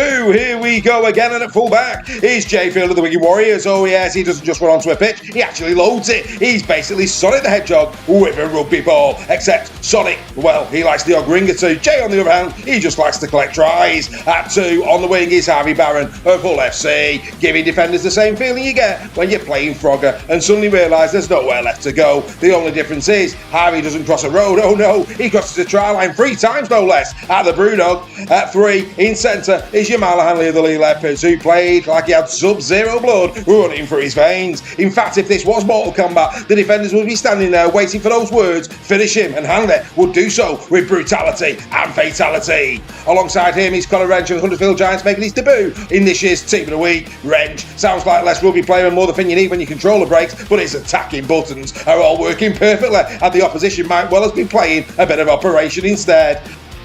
At 5 and on the wing is Warrington Wolves' Manny Ashton, basically playing outrun on fast forward with the difficulty setting accidentally left on ridiculous. Give him half a gap and he's gone, and unlike Mario Kart, there's no blue shells coming to save you.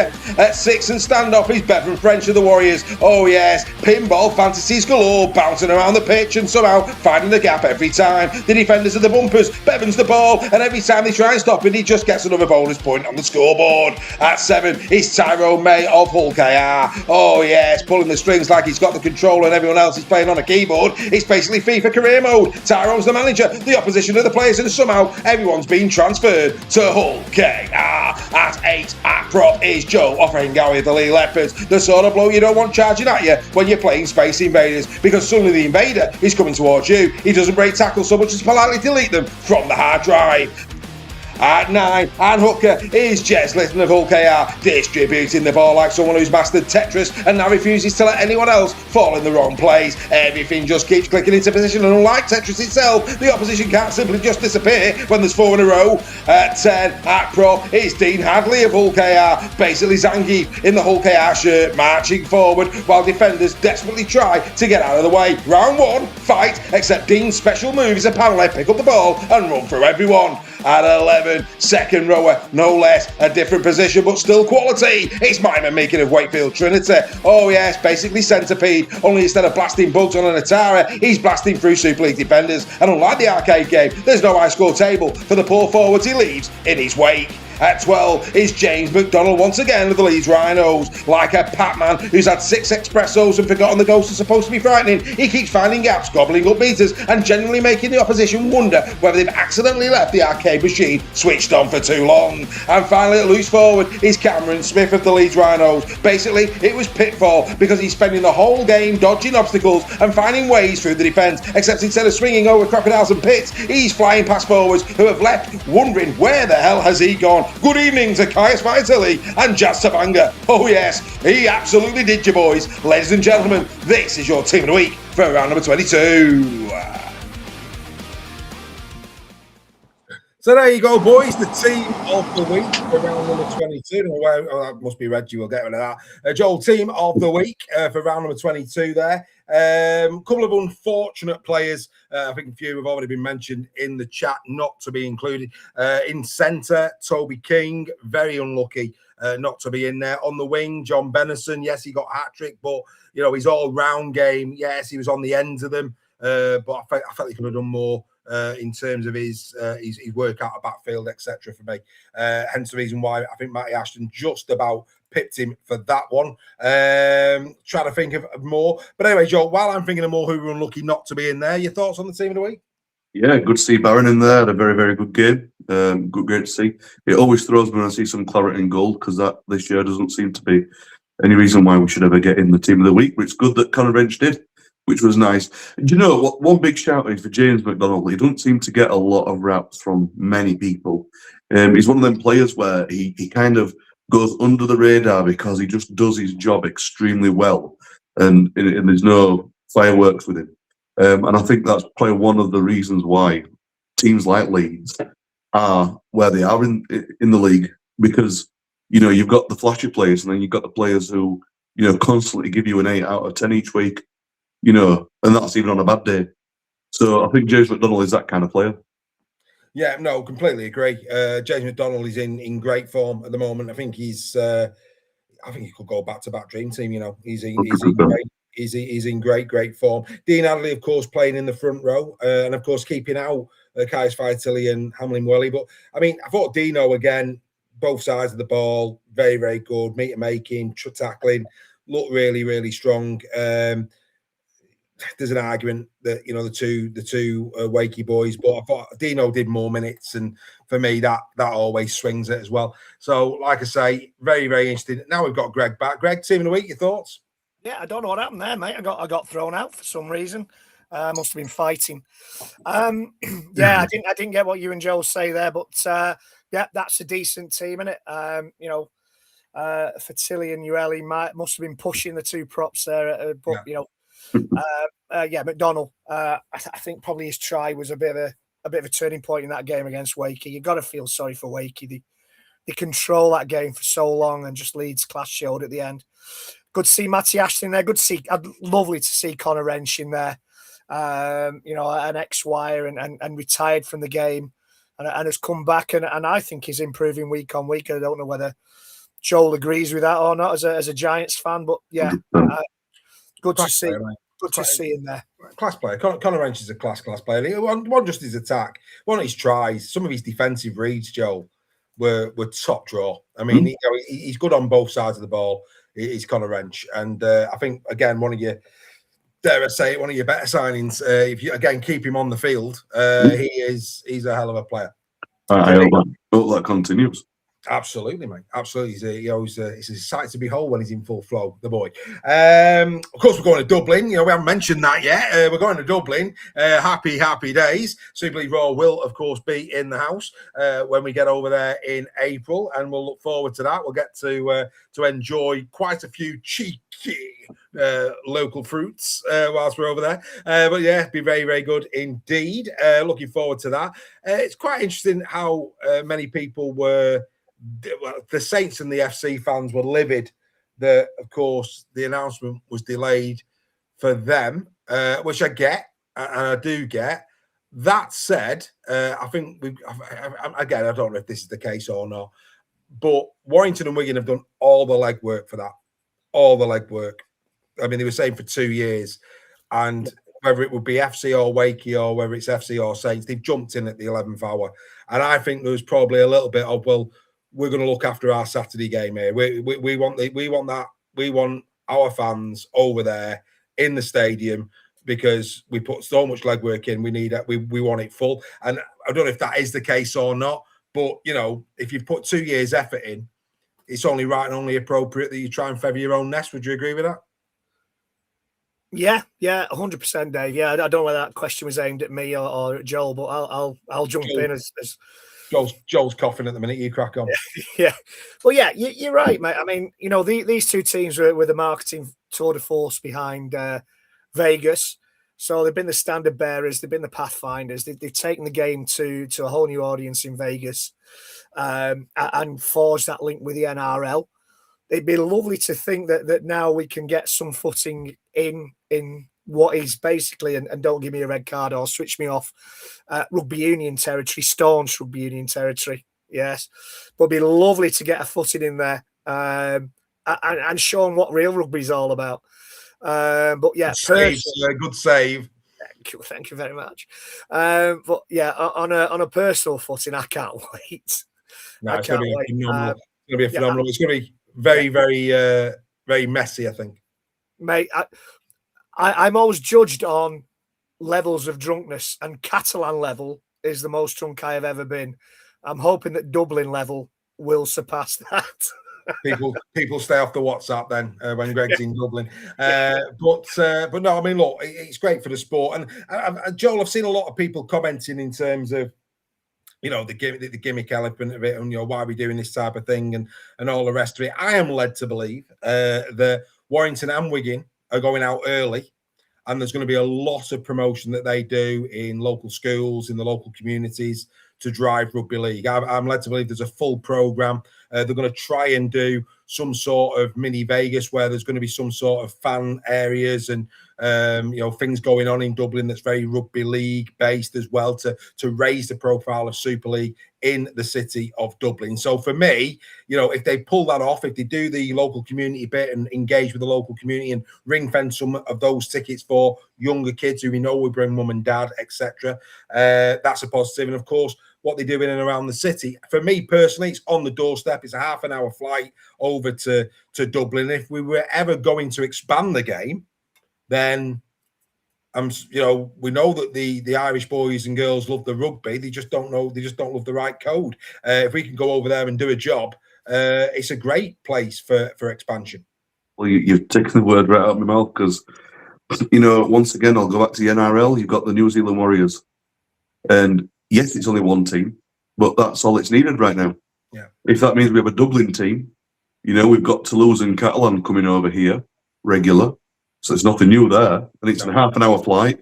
It's far less money being spent, and the money that would be pumped into rugby league from the Irish, if they took it on board, I think would be quite surprising, actually. And it would certainly probably hit stronger than a Scottish or a Welsh team. And I'm not trying to dismiss any of them guys, but I think it will be the start of something special. Even if we want to even try and compete with the amount of NRL clubs that there are, which would be great. I completely agree with you, mate. And like I say, really, really positive for me, this entire piece. Really looking forward to the trip over to Dublin in April, and like I say, more details as to, you know, where we're staying and what we'll be getting up to near the time. It'd be great to see some like-minded individuals over on the Fair Isle. Yes, marvellous. Can't wait for that one. Should be an absolute beauty. Absolute beauty when that one comes around. Right, nearly done. Let's quickly take a look at this week's fixtures, and of course, the big one, and it is the marquee one without doubt at this time of the season, and that is Leeds Rhinos taking on the Lee Leopards this Thursday night at 8 o'clock, boys. That has all the makings of being a great game. Lee are in a good, really good, strong. I say, you know, they're in great form in terms of their results. Of course, they were tested by York. We saw Leeds had a really tough game against Wakey last week. Both will want to put markers down. Should be a belter, this one, Joel. It should, but it's a shame it's a Thursday, because you would like to think that this could be a Saturday afternoon and get it absolutely packed. Yeah. Because it would certainly, it's got the ingredients to be packed. But nevertheless, it's going to be a very good curtain raiser for the week. And if results are to go by anything that we've seen over the past few weeks, we're in for an excellent weekend of rugby league. Now, I know that we say that every week, but this week especially, because we are at the very, very biggest part of our business end of the year, and the clubs at the top are going to want to put as many points on as they possibly can to secure their home playoffs in the Super League, in the playoffs. Sorry, the pressure's on. We're at that point of the season now where the pressure, especially for those teams in the six, and I mean, it's the boiling point. You think St Helens? I mean, they're open and praying for it. I mean, St Helens have got their own problems in terms of the fixture list, but if they stand any chance at all, they need Leeds to knock Lee over. They absolutely do. Lee beat Leeds. It opens up the League Leaders Shield again, and I think pretty much would secure Lee in the top six. I just don't. I can't see. I mean, look, well, actually, Saints aren't beating Wakey, are they?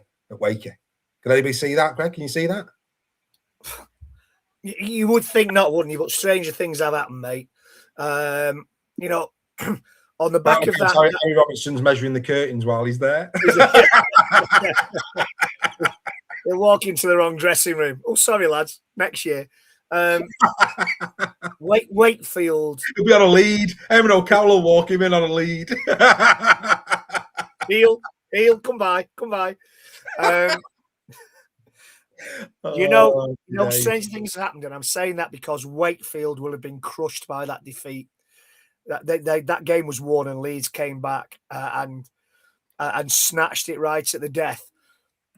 I think Wakefield will win it, but don't write. I'm not going to say it. Wakefield will win. I'm not going to say it. Yeah, I think for me at the moment, Saints they do look very, very patchy, and they don't look like a side at the moment that are capable of putting 80 minutes together. And people would say, well, did Wakefield against Leeds? I think Wakefield against Leeds, it was the best game of the season by a country mile. I can't even believe people are debating it. That was by far and away the best 80 minutes of rugby league this season thus far for me, easily. It's not. I just people will talk about Saints against Wigan at Magic. Well, it was because let's be fair. Up to that point, there was a lack of competitiveness in the games, and it was a different type of game in the fact that it was a bit grubby and a bit messy and a bit. Whereas the quality in the Trinity Leeds game, in terms of the tries, and it was just a quality game. Makes it a nail biter for sure. Yeah, Saints York was a decent game. Just saying. No, not in the same class for me personally. But yeah. Robins against the Dragons at home at Craven Park. Of course, the last game this without Mikey Lewis. So, but I think they're looking something more like now. Warrington taking on York, and I have to say, Warrington will not be they can't take that for granted, because York time and again this year have proven you've got to be on your game. If you're not on your game, York will take you into the dying embers, and anything can happen there. And of those two teams that will both want wins going into the game next Tuesday, so they're both going to want to win going into that game and to keep some momentum, get some momentum going.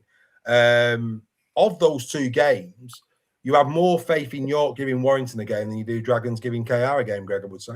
Yeah, I think you're spot on there, Dave. I think York have proved that they're not the pushovers that some thought they might be at the beginning of the season. They put on some really good performances, beat some decent teams, and put good performances up against decent teams in defeat as well. I think with Warrington is they may well be bringing George Williams back. He said that. We could disrupt things a little bit. He's not been the side for a long time, and Irwin and Hayes have got quite a good understanding going between them, and they're working really well together. So I'd be loath to split those two up if I'm being perfectly honest with you. But and that could count against Warrington, as good as Williams can be on his day. I think he starts on the bench. Do you think? Yeah, I don't see him doing 80 minutes I think that'd be crazy. I hope you're right, and I hope that they put Leon Hayes in at hooker when Danny Walker needs a rest, because Leon Hayes has done nothing to warrant being dropped from that side as far as I'm concerned. And you know what? That could be, especially when you consider next season, that could be something that they're going to look at, because could you see Leon Hayes slotting in at 9 to give Danny a rest? Absolutely, you could. He's got the game. There's no doubt about it. He can run. He can. It's like the Danny Walker kick from the play the ball for the 40-20s. Leon's got that in his locker. Yeah. I think it is something that Warrington will look at. So I think he starts Hayes and Irwin with Williams on the bench, and then maybe brings Williams in and does exactly what you says. Maybe takes Danny out, puts Leon in at 9, and just rotates it and moves it and shakes it. Yeah. I think that's a great shout. I would not be surprised if that's. Let's face it, a number 9 is another. It's like the fullback. They're all halves now. That they're not specific positions anymore that they were 20, 30 years ago. Good shout. Wigan go to Bradford. I don't see anything there but a Wigan win. I think we're gonna. You know what? I think the rest of the league are praying. I think it's a horrible thing to say this, but at this moment in time, you look at Wigan, and I think other teams will be thinking if Wigan stay fully fit, they're Old Trafford bound. It's going to take another wobble in terms of injuries and suspensions for Wigan to look like a team that don't go to Old Trafford, because now they've got the players back. They just look like, Joel, would you agree that they are grand finalists in waiting again? Yeah, it does look that way, and I think it'd be good to see some new people in there, because we've always enjoyed it when KR started making it into the grand finals. We were really excited for it, even if it's not our clubs, because it's just something new. But yeah, I think that is the case, Dave. Yeah, it's going to be a jack. I just can't see anything there. And of course, the other game, is Toulouse against the Giants, which you look at this and you're thinking, well, there's two really. There's FC Castleford. I mean, we're talking pride here. We're talking final league positions. You've got Hull FC against Castleford, massive game in terms of who finishes above who there. Toulouse against the Giants. I mean, if the Giants are going to pull themselves off the bottom, they have to beat Toulouse.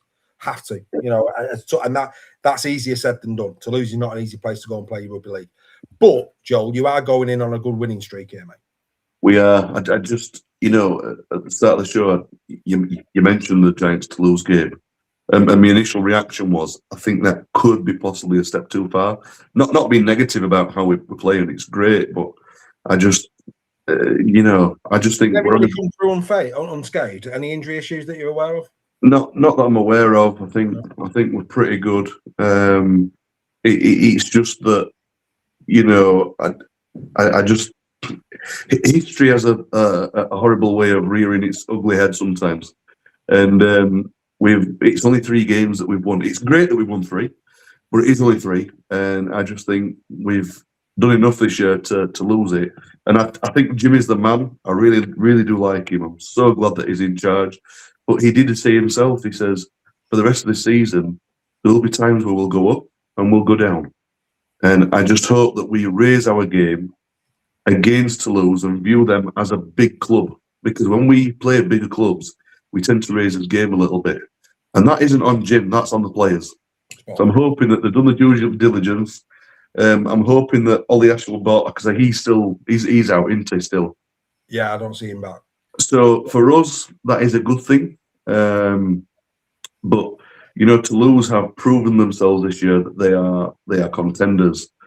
For any game that they play. So I am nervous about this one. I genuinely am, but I'm hopeful because we've put in enough good performances for me to say that we could win it for sure.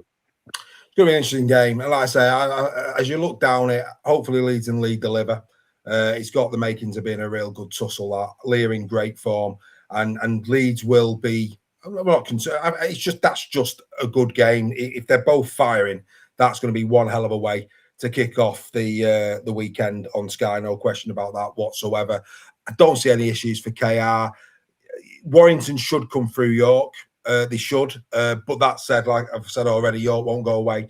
FC Castleford, it's hard to look past FC. The way they're playing. Yeah. The way they're playing. More so Castleford than FC. I just think that, FC were bad and then Castleford said, "Oh, me bear." So I think, but again, what Castleford has showed all season is they can pull a performance out. You know, tester there for Mr. Chester and the coaching team in terms of what they can get out of those players. Interesting. I want them to draw. What's that? I want them to draw. No. Wakey against Saints, again, interesting. But you'd expect Wakey. You really would. Can't see anything but Wigan. And then again, an interesting game against Toulouse against Huddersfield. Should be some good games in there. And looking forward to the weekend that's ahead. Myself and Craig, of course, that's going to be available for you tomorrow night, 7 p.m. We do Championship Rugby League again. Craig, losing out to a drop goal, 31-30 against Oldham. Oh, he won't be happy, I don't think, when we get round to that one tomorrow. But he'll be very proud, I think. Oldham have been in great form. So for Sheffield to take them all the way, he'd probably be through gritty teeth. Upset, but all right, I would say. So that's coming up. And of course, next week, ladies and gentlemen, yes, we can't do Super League Raw weekly when Warrington are taking on OKR. So you're going to need to keep your eyes peeled on that. It'll either be Monday or it'll be Wednesday. It'll be one of the two. We'll have to move weekly to either Monday next week or Wednesday. We'll announce that on our social media platforms between now and then. But yeah, from myself, from Joel, from Greg, that's been a live Super League Raw weekly. Thanks for everybody in the chat getting involved in the debates. There's some great comments in there this evening. We'll be back to do it all again next week. From us all, bye for now.